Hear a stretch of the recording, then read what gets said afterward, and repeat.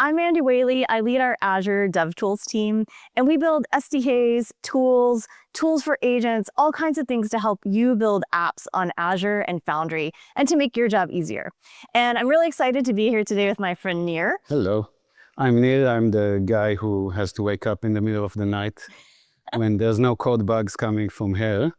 So I run a bunch of properties of Platform as a Service and our Azure SRE Agent service. So we're really excited to be here today. We're going to help you ship faster and stress less using Azure and GitHub Copilot together.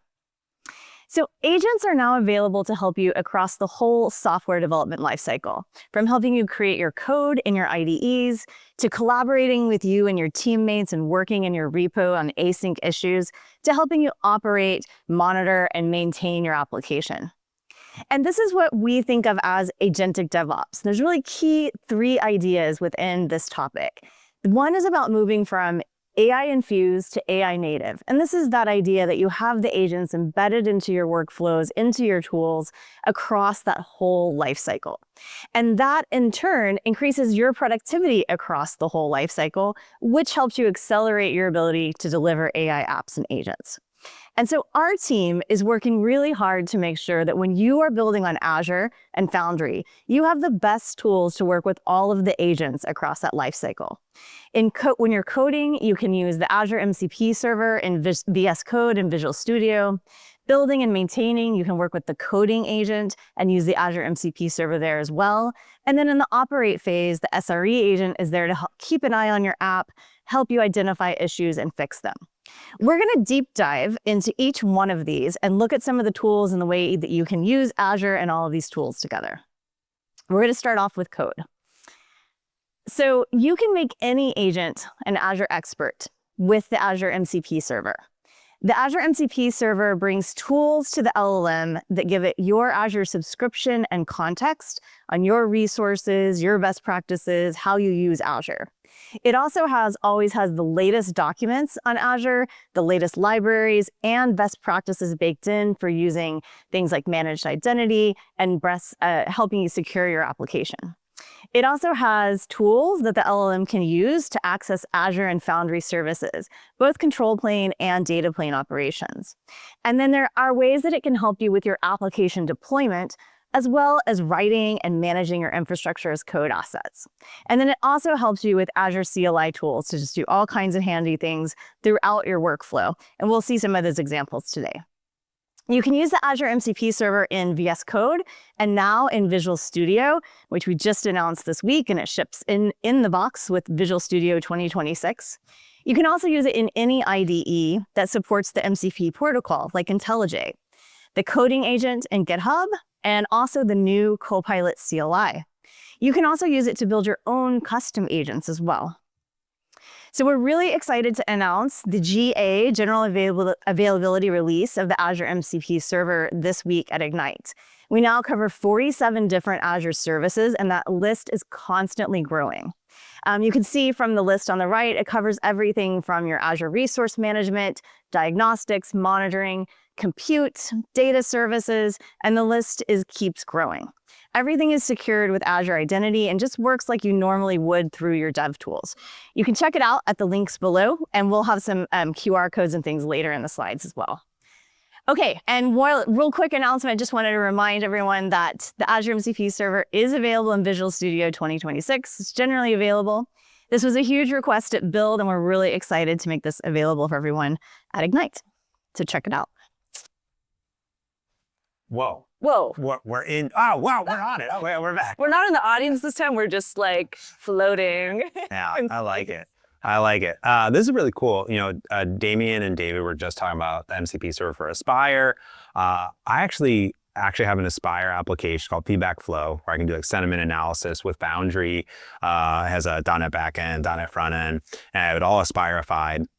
And I should use the Aspire CLI to grab those logs and get information from it and parse it in real time.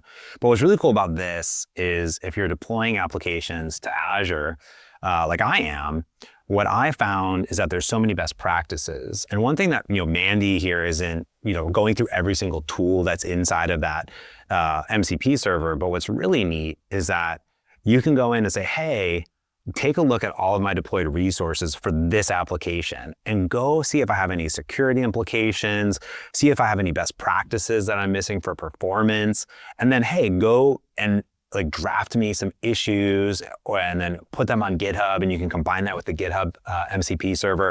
And it's kind of this nice flow. And I did this on stage, and what I ended up finding out is that there was a few settings in my app service that I could flip on to like boost performance. And like I would have never known, because if you go into the Azure portal, you've been there. I mean, I think it's like, it's such a powerful set of tools and things that you can bring in and leverage, but like, I'm a simple gal, and one of my favorite things is just that last announcement. Like it really is where you need it to be, like in the box in VS 2026. Like you can leverage the Azure MCP tooling from there, from VS Code, like wherever you need it, it's there. Yeah, I think what's great, and Mandy pointed this out too, is I was just already logged in. So it just kind of knows about my stuff. And I think that's really a key, is I just have a question about Azure, question about my app, and that context is really important. So that's what my favorite part about MCP is, like, I could go look in the portal, but the portal doesn't know about like my code. Yeah. Right. But the models with Copilot, they can work together with these MCP servers to investigate, understand my setup, understand my deployment pipelines, and help me do some best practices there. Yeah. And it feels like, I think she used this phrase, it was something along the lines of like AI-infused to AI native. It just works. Like there's no difficult setup. You're really just in there and able to use it. Yeah. Let's continue. All right, back to you, Nan. Okay, we're ready to move into build and maintain. And in build and maintain, we're starting to work with the coding agent. The coding agent works asynchronously. It's like another dev on your team that you can assign issues to, and it will work asynchronously in your repo.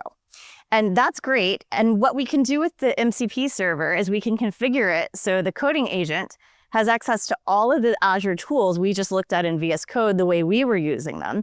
You can specify which tools it has access to work as it works on issues in your repo for you. We also have a new command, azd coding agent config. This helps you set up the connection between the coding agent and the Azure MCP server securely. It walks you through all of the identity steps to get it set up correctly and securely. So really great, easy way to get that configured and going. All right. Okay. Okay.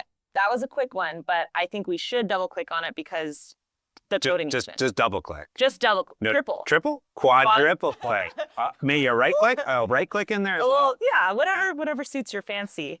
But I think that the coding agent in and of itself is such a powerful tool. And I know this is something that you use quite often. Let's say, okay, so you and I were taking flights here to Seattle and Redmond yesterday.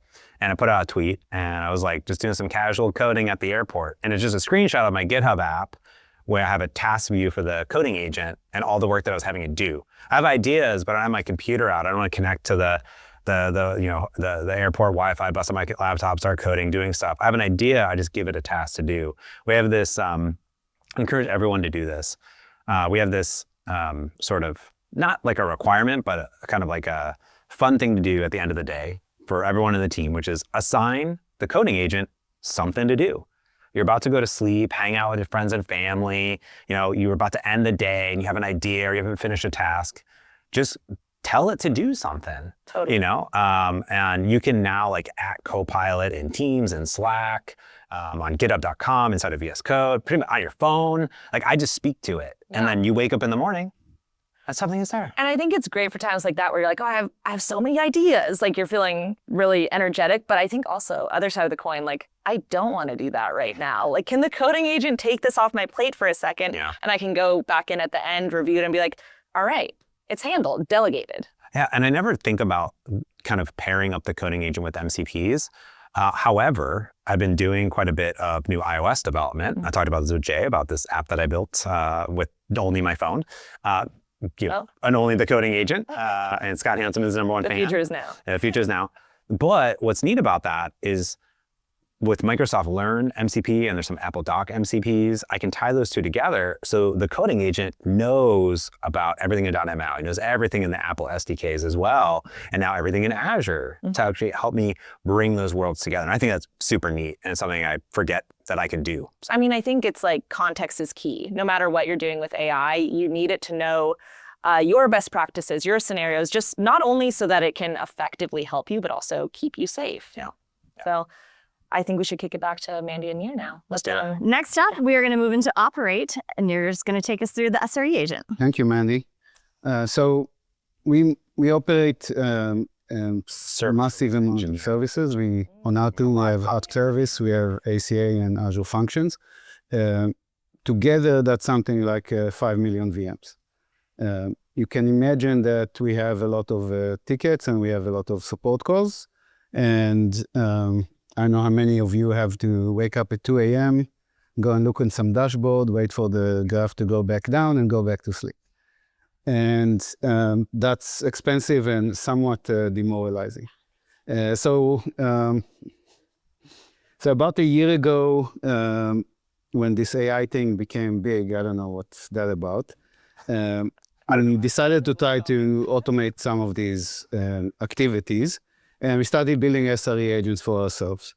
One reason was to save with resources and costs, but the other one is we're trying to be the best platform to host your agents, and we might as well build one and figure it out.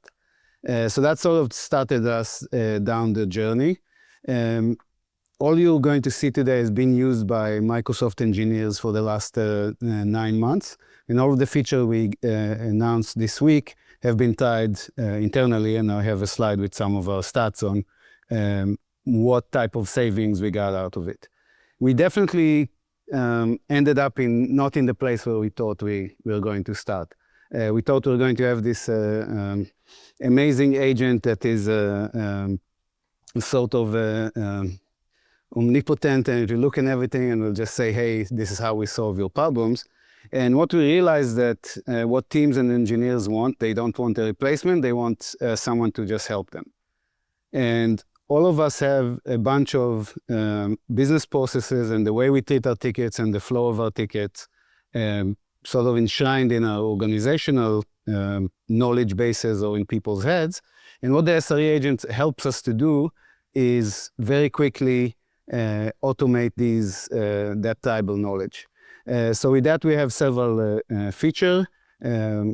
We can now take documents and upload them into the SRE agent for your knowledge base. We can directly connect to the Azure DevOps developer wikis, so you can take knowledge again that you have there and give it to the agent.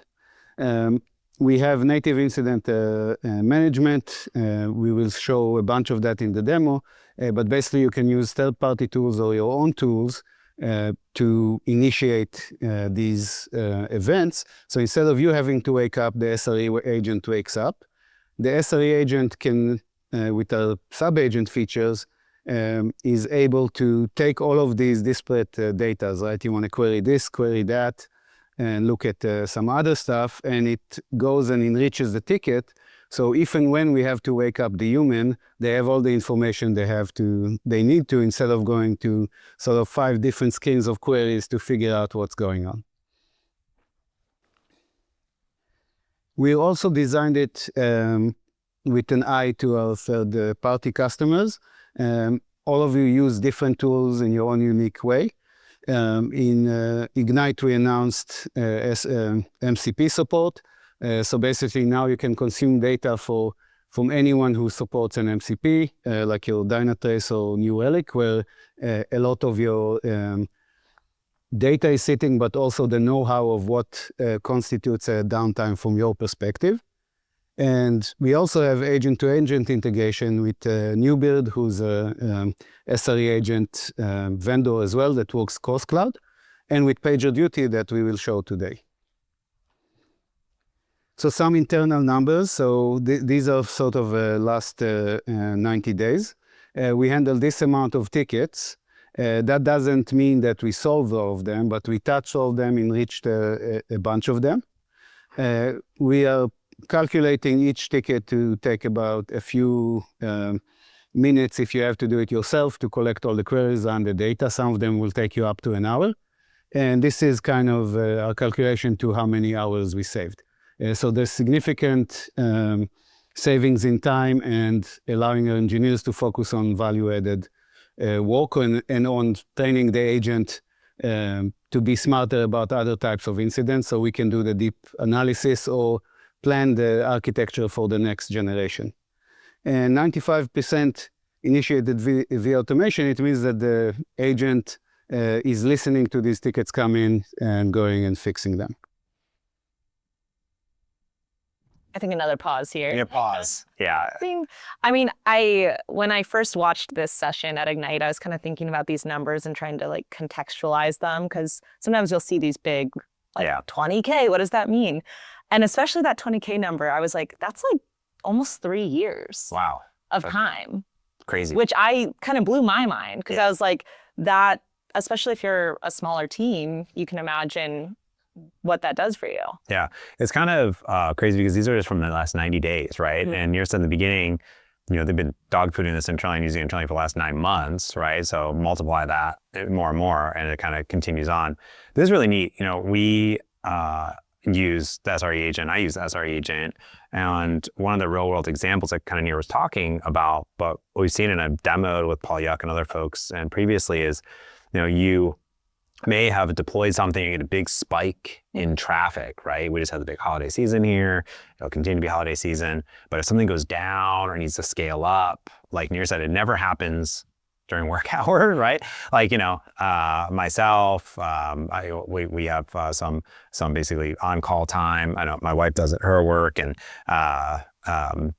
there's nothing like getting a 4 o'clock, and just being, me or her, like it's on our laptop trying to figure out who to ping, right? Like what is happening? What's going on? I'm not even a human at that point. Yeah, just like, I don't even want to drink coffee yet, but then I'm just like guzzling coffee, trying to wake up and look through logs. But the neat part about this is we had a deployment where legitimately like a system, it didn't go down, but some code wasn't optimized. So when there was a spike in traffic, it was kind of grinding and was slowing down. So if too many people were going to the site, it would be really slow. So the SRE agent identified that. And what it ended up doing is it automatically scaled up that service. Wow. It was in container apps, and so it scaled it up because it can reach into it. You can give it permission to scale up, scale down. And said, let me just how can I fix this? I see there's a performance issue, so I'm just gonna scale it up. And that'd be the first thing that we would do. Yeah. And then what it did is it gathered a bunch of logs and information. It knows about your source code, it knows about your projects, it knows about your architecture. It says, hey, I'm gonna gather all this information, and it's gonna go ahead and try to identify the problem through the logs that came in. Kind of, we were talking about Aspire MCP, these logs, you're getting all this log information. And the next thing that we would do is we would dive through all these logs, trying to figure it out and try to sort it out. Where's the bottleneck? You can identify the code, it opened an issue on GitHub, and then it assigned it to the coding agent. Yeah. And you wake up to not only your app working, that's key. Yes. It's important. That's number one. You get an issue with a diagnosis of what went wrong and a proposed fix. Yeah. And that's just wild to me. Not just, I think this is important, but there's this other like life work balance part of it too. Like completely. I don't want to wake up at 2 a.m. like nobody does, unless you like to wake up at. And have to try to like synthesize all that information at 2 a.m. And like, frankly, even if something doesn't go wrong, you could set this thing up to send you a little report every morning. Yeah. Oh, here's what happened last night. And exactly. You're sleeping, getting your beauty sleep. Yeah. Give me a performance report. Like just figure out what's going on, what went well, what didn't go well. And like it can just gather all that information. Yeah. And I think these stats are really cool, right? You see just the number of tickets processed and things like that. And these are all big numbers, but imagine it saves you 1 hour a week. Yeah. Imagine if you had 1 hour a week to join a Teams call. I mean, that's the thing. Like to your point, it's like these numbers are big and cool, especially for like Microsoft team leads out there, or like the managers of the world. But like even just as an individual, like you're saying, can I get an extra couple hours of sleep because the issue is being triaged before I have to go in